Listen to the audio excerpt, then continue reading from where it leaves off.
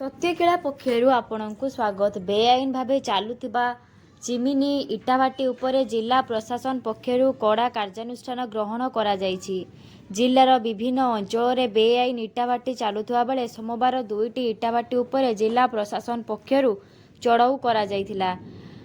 ଗୋଟିଏ ଇଟାଭାଟିକୁ ସମ୍ପୂର୍ଣ୍ଣ ମାଟିରେ ମିଶାଇ ଦିଆଯାଇଥିବା ବେଳେ 1 ଲକ୍ଷ କଞ୍ଚା ଓ ପୋଡ଼ା ଇଟାକୁ ନଷ୍ଟ କରାଯାଇଥିଲା। ଭାରତୀୟ ନ୍ୟାୟ ସଂହିତା BNS ଧାରା 163 ଉଲ୍ଲଂଘନ ଅନୁଯାୟୀ ଏଭଳି ନିଷ୍ପତ୍ତି ନିଆଯାଇଛି। ଚଢ଼ଉ 2 ଚିମିନି ଇଟାଭାଟି ମଧ୍ୟରୁ ଗୋଟିଏ ଇଟାଭାଟି ବାଲେଶ୍ୱର ସହର ଉପକଣ୍ଠ ରେମୁଣା ତହସିଲ ଅନ୍ତର୍ଗତ ହରିପୁରରେ ଥିବା ଅନ୍ୟ ଇଟାଭାଟି ନଗ୍ରୋମ RI ଅଧୀନସ୍ଥ କାଳୀପୁର ମୌଜାରେ ଥିଲା। ଏହି 2 ଇଟାଭାଟି ପରିବେଶ ପ୍ରଦୂଷଣ କରୁଥିବାରୁ ପୂର୍ବରୁ ଜିଲ୍ଲା ପ୍ରଶାସନ ପକ୍ଷରୁ ନିଷେଧାଜ୍ଞା ଜାରି ବେଳେ ଏହା ସତ୍ତ୍ୱେ ସେଠାରେ ଇଟା ପୋଡ଼ା କାର୍ଯ୍ୟ ଚାଲୁଥିଲା। ଖବର ମିଳିବା ପରେ ଉପଜିଲ୍ଲାପାଳ ସି ମାଲବ୍ୟଙ୍କ ନିର୍ଦ୍ଦେଶକ୍ରମେ ଏହି 2 ଇଟାଭାଟି ଉପରେ ଚଢ଼ଉ କରାଯିବାକୁ ନିଷ୍ପତ୍ତି ନିଆଯାଇଥିଲା। ଚଢ଼ଉ ବେଳେ ରେମୁଣା ଓ ସଦର ତହସିଲଦାରଙ୍କ ସମେତ ପୁଲିସ ଓ ଅଗ୍ନିଶମ ବିଭାଗର ଟିମ୍ ଉପସ୍ଥିତ ଥିଲେ।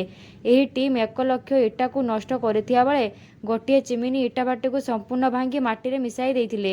ନିୟମ ଉଲ୍ଲଂଘନ କରିଥିବା ଇଟାଭାଟି ଉପରେ ଆଗାମୀ ଦିନରେ ଏଭଳି କାର୍ଯ୍ୟାନୁଷ୍ଠାନ ଗ୍ରହଣ କରାଯିବ ବୋଲି ଉପଜିଲ୍ଲାପାଳ ଶ୍ରୀ ମାଲବ୍ୟ ସୂଚନା ଦେଇଛନ୍ତି।